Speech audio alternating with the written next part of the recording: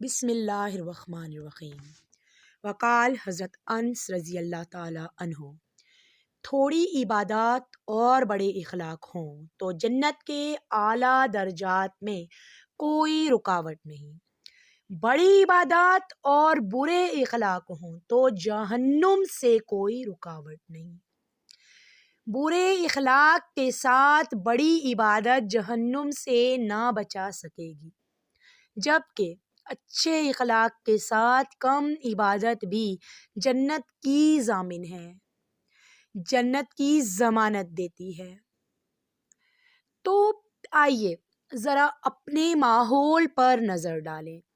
اگر میں غلط نہیں تو اکثر جگہ پر کیا رواج چل رہا ہے، کیا رواج پروان چڑھ رہا ہے، کیا رسم و رواج، کیا طریقہ کار، کیا انداز ہیں جو اپنا کر ہم اپنی روزمرہ کی زندگی گزار رہے ہیں۔ اگر کوئی انسان اچھا ہے تو وہ خود کو کمزور محسوس کر رہا ہے۔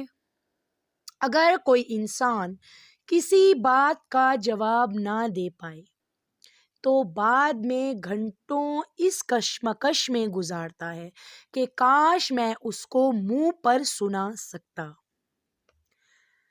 یا اگر کوئی انسان ہر کسی کو منہ پر سنا دیتا ہے تو وہ بڑے فخر سے اپنی اس خوبی کو بیان کرتا ہے کہ میں تو کسی کا لحاظ نہیں کرتا، ماں باپ، بہن بھائی، میرا بی پی ہائی ہو تو سب کو سنا دیتا ہوں۔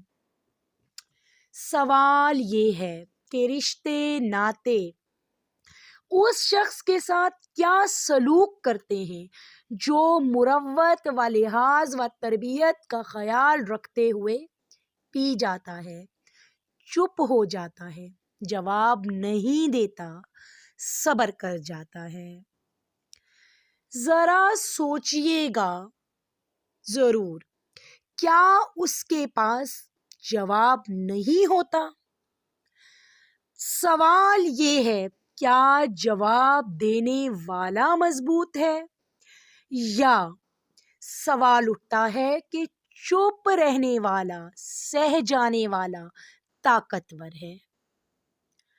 سوال یہ ہے، کیا سنا دینا خوبی ہے یا پھر خامی ہے جس کو دور کرنے کی کوشش کرنی چاہیے؟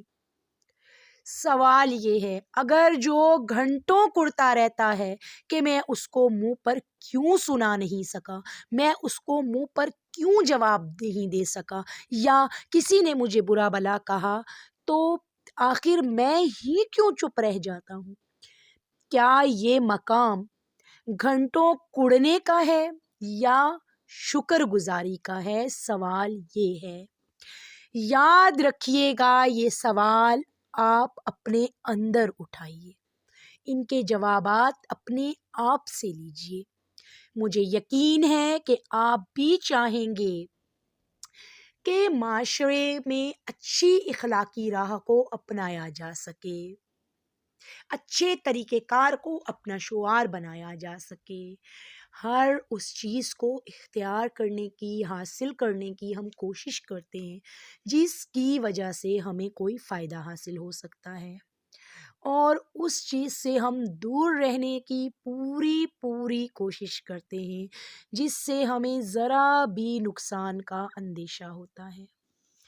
تو سب سے اہم تو ہماری زندگی ہے، سب سے اہم یہ ہے کہ اس زندگی کو بنا سوچے سمجھے، بنا کچھ بھی جانے، بنا اچھے برے کی تمیز کیے، بنا اچھے عمل کی برے عمل میں فرق کیے، صرف معاشرے کو دیکھ کر کسی راہ پر چل پڑنا، یہ عقل مندی نہیں ہے۔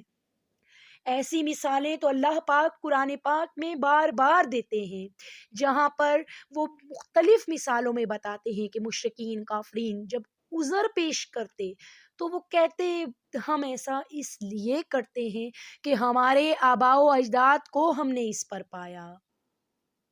تو سوال یہ ہے کہ کیا آباء و اجداد جس چیز پر چلے آ رہے ہوں، یا کوئی بھی ایسا کام جس پہ باکثرت لوگ چل رہے ہوں، کیا باکثرت ہونا، تعداد کا زیادہ ہونا، کیا شریعت اس کو صحیح قرار دیتی ہے؟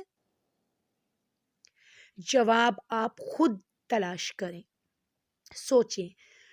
اگر آپ کی کاوش ہوئی، اگر آپ نے اخلاص سے کوشش کی تو آپ بہترین جواب حاصل کر سکیں گے۔ یہ دنیا کی زندگی عارضی زندگی ہے، اس کے لیے ہماری سوچ بچار، ہمارے طریقہ کار، ہمارا رہنا سہنا، ہماری پوری کی پوری اپنی طاقت کو اس پر صرف کر دینا، کیا یہ عقل مندی ہے؟ ہم اچھی عادات کو نہیں اپنا پاتے، اس کی وجہ بھی ہماری آخرت پر یقین میں کمی ہے۔ اگر ہمیں یہ یقین ہو جائے کہ ہم نے مرنا ہے، آخرت کا دن بھی آنا ہے، اور ایک نہ ایک دن ہمیں اپنے بنائے ہوئے خالق کے سامنے پیش ہونا ہے۔ اللہ تعالیٰ جگہ جگہ قرآن پاک میں فرماتے ہیں، تم دنیا کی زندگی، عارضی زندگی کا ارادہ کرتے ہو جبکہ میرا ارادہ آخرت کا ہے۔ تو پلیز وہاں اپنے اکاؤنٹس جو ہمارے وہاں ہیں ان کو فوکس کریں۔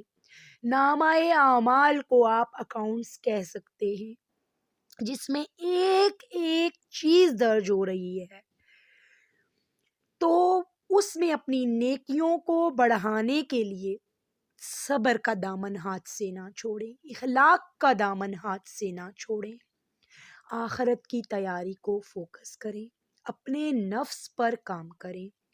نفس کو پاک کرنے کے لیے 2 باتیں اپنا شعار بنا لیں، اپنا اوڑھنا بچھونا بنا لیں۔ ایک یہ ہے کہ عبادات سے کوشش کریں، اور دوسرا کہ اچھے اخلاق سے کوشش کریں۔ اللہ تعالیٰ لمبے لمبے سجدوں، لمبے لمبے بیانات، یاد رکھیے گا کہ اللہ تعالیٰ کو اس طرح لمبے لمبے بیانات یا کس مقدار میں ہم کیا کر رہے ہیں اس شمار کی ضرورت ہرگز ہرگز نہیں ہے۔ سہنا سیکھ لیں، لوگوں کے لگائے ہوئے زخم سہنا سیکھ لیں، زخم سے جو گھاؤ بننے دیں۔ جتنے آپ کے زخم گہرے ہوں گے، جتنے آپ کے زخم گہرے ہوں گے، یاد رکھیے گا آپ اللہ کو اتنا ہی محبوب نظر آئیں گے۔ اگر آپ نے ایسا کرنا سیکھ لیا اور آپ صبر کرنا سیکھ گئے، تحمل سیکھ گئے، اچھا اخلاق اپنا گئے، تو آپ جیت گئے۔ اللہ کی قسم، بڑے بڑے علم کے مینار بھی آپ کو نہ چھو سکیں گے، پہنچنا تو کہاں، بہت دور، وہ آپ کی گد کو بھی نہ پا سکیں گے۔ اگر آپ نے سیکھ لیا، لوگوں کی تکلیف پر چپ رہنا سیکھ لیا، لوگوں کی بدتمیزی پر چپ رہنا سیکھ لیا، برے کے سامنے مسکرانا سیکھ لیا، برے سے اچھا بننا سیکھ لیا، تانے سن کر مسکرانا سیکھ لیا، چوٹ کھا کر، زخم کھا کر چھپانا سیکھ لیا، پیارے نبی حضرت محمد صلی اللہ علیہ وآلہ وسلم کی ذات کا ایک ایک جلوہ اپنی ذات میں سجانا سیکھ لیا۔ اگر آپ نے یہ تمام باتیں سیکھ لی، اپنی زندگی کی اہمیت کو سمجھتے ہوئے، یہ سمجھتے ہوئے کہ سب سے قیمتی ہماری زندگی کا گزرتا یہ ایک ایک لمحہ ہے، یقین کیجئے یہ ہمیں ضائع کرنے کے لیے محض ہنسی مذاق میں، محض فرینڈشپ میں، محض نیٹ پر صرف کرنے کے لیے نہیں عطا کی گئی۔ تھوڑا سا کھنگالیے ہماری پیدائش کے پیچھے کیا ہے. تھوڑا کھنگالیے کہ ہماری ابتدا کیسے ہوئی. تھوڑا کھنگالیے کہ جو ہم سے پہلے زندگی گزار کر گئے ہیں ان سے غلطیاں کیا ہوئی تھی، یا جو پہلے زندگی گزار کر گئے ہیں آخر ان میں خوبیاں کیا تھی. زندگی تو ان کو بھی ایک ہی دی گئی تھی. اس زندگی سے وہ کیا فائدہ اٹھا کر چلے گئے، اس زندگی کو وہ کیسے جی کر چلے گئے. اور یہ وعدہ کیجئے کہ جب بھی ہم اس بات کو جان جائیں کہ ہمیں دنیا میں کیوں بھیجا گیا، اور اس کو جاننے کے لیے میں ایک بات بتاتی چلوں کہ رات میں اٹھیں، تہجد ادا کریں، اپنے رب کے آگے سجدہ کریں، اپنے رب سے دعا مانگیں کہ یا باری تعالیٰ تو نے مجھے دنیا میں کیوں بھیجا ہے، میری مدد فرما، مجھے رستہ دکھا، مجھے راہ راست پر لا. یا رب العالمین مجھے اس دنیا میں رہتے ہوئے یہ بتا کہ آخر میں اس دنیا میں بھیجا کیوں گیا. کیا صرف بھیجنا، کھانا پینا اور یہاں سے چلے جانا؟ کیا ایک انسان، کیا میں، ہم اشرف المخلوقات کیا صرف اس لیے پیدا کیے گئے ہیں؟ اے باری تعالیٰ تجھ سے یہ دعا مانگتے ہیں کہ ہماری آنکھیں بند ہونے سے پہلے کھول دے. یہ صرف اور صرف تیری توفیق سے ممکن ہے. ہم یہ دعا مانگتے ہیں اور اپنی دعا میں دوسروں کو بھی شامل کیجیے. اپنی دعا میں اٹھے ہاتھوں میں کئی ہاتھ شامل کیجیے. اپنے لیے دعا کیجیے، دوسروں کے لیے دعا کیجیے، دوسروں کے لیے جینا سیکھیے، مخلوق کے لیے کچھ کرنا سیکھیے. وہ کیا کسی نے خوب کہا ہے، کر مہربانی اہل زمیں پر، کر مہربانی اہل زمیں پر، خدا مہرباں ہوگا عرش بری پر. تو دوسروں کے کام آنا سیکھیے. یاد رکھیے کہ علم بھی اللہ کہتے ہیں کہ نہیں ضروری کہ تمہارے پاس بہت زیادہ ہو تو تم اس کو بڑھاؤ، بلکہ اگر تمہارے پاس علم کم بھی ہے تو اس چیز کا مکلف ہے کہ اس کو آپ آگے بیان کرو. جگہ جگہ پر قرآن پاک میں اس بات کی بھی جو ہے تاکید آتی ہے کہ امر بالمعروف و نہی عن المنکر. تو امر بالمعروف سے آخر ہم کیا مراد لے سکتے ہیں؟ یہی مراد ہے کہ نیکی کی بات کو کرنا اور برائی سے روکنا. تو یعنی کہ نیکی کیا ہے، اچھی باتیں کیا ہیں، کیا عمل ہم پر فرض کیے گئے ہیں، کیا ہم نے کرنا ہے اور کیا ہم نے نہیں کرنا، کس چیز کو کرنے سے ہمیں روکا گیا ہے. ان تمام چیزوں کے علم کو بڑھاتے جائیے، ان تمام چیزوں کو سمجھتے جائیے. اپنے دماغ کو یوں ہی نہیں چھوڑ دیجیے، بالکل اس طرح جیسے کہ آپ ایک گھر بناتے ہیں.